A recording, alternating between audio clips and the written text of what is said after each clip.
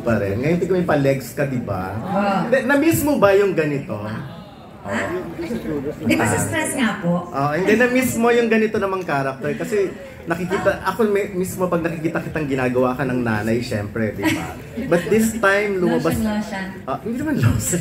Hindi, lumabas na uli eh, yung Katrina na nakilala namin dati. Ano po tinanong nyo?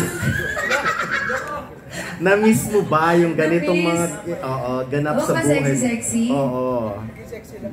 Hindi naman po, dala lang po talaga ng stress. Actually, pero nagpapapayat din po talaga ako before. Pero payat naman ako ng prima donas. 48 kilos lang ako. Ikaw lang naman nagsasabing tumaba ka, wala naman. Pero yun nga, syempre tumaba ako, nag-umuwi na sa probinsya na po ako, tumitira sa Elvida na ako. Ayun, so happy naman po ako, laking tulong talaga na binigay sa akin yung role na Romana para bumalik ulit ako sa sa medyo lumapit-lapit ulit po ako sa timbang ko dati. Hindi, tsaka sa mga character din na ginagawa mo dati. Kasi nakilala ka naman na ganyan eh, di ba? Na sexy pa. At glamorosa din, di ba? Kasi parang ilang taon na po akong parang mga maluluwag yung dami. Naging nanay ka.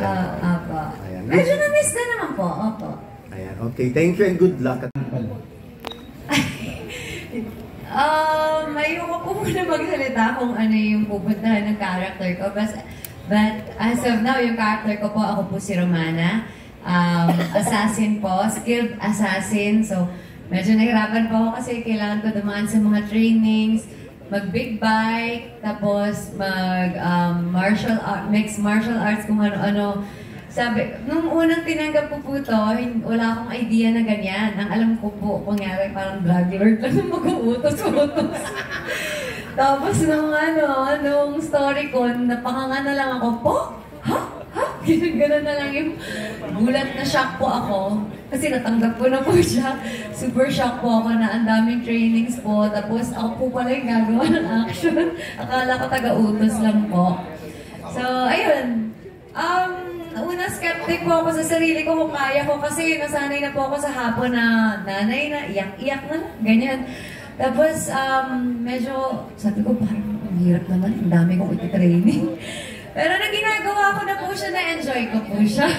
Tapos, happy po ako na, ayun, medyo lumiksi-liksi naman po yung katawan ko. Happy po ako. Thank you sa mga nagtiwala sa akin sa news. Jimmy, thank you po sa Jimmy, sa news. Ayan, kay Erwin. Ayan, kay Michael. Thank you sa ating mga creatives po. Thank you po sa news, sa pagtiwala niyo po sa role na Romana. Yung sa public affairs, paulit-ulit ka na. Ayan. So, ayun. Thank you po at nagtiwala kayo sa akin na kaya ko maging Romana kasi ako hindi. Nung una. But thank you, Erwin Tagle. Ayan, sa action director namin and Direk Roman, Direk Richard. Thank you po sa tulong niyo po. At sa mga artista po na magagaling na nakatrabaho namin, syempre, hindi ko naman po magagawa ito kung hindi rin po sila magaling. Thank you po. Ano ba? O ano? Action naman yung dire-diretso po yun. Mga Black Darna, Lupin, Mahika, Atlantica, puro action, mga 4 years. Pero, ang tagal na po, na-stuck na po ako sa drama simula 2007 na palate hanggang ngayon. Kinondisyon, mga March ko pa po ito nalaman na parang magkakaroon ako ng Black Rider, ganyan. Pero nalaman ko May na ata na action yung gagawin ko. Pero sinabi na parang, syempre kinondisyon ko yung sarili ko na kailangan pumayat ako. Nung nalaman ko na sexy assassin, na-stress na po ako lalo. Ayun, tapos kasama ko sila Ruru, tapos Mateo, mas lalo po ako na-stress.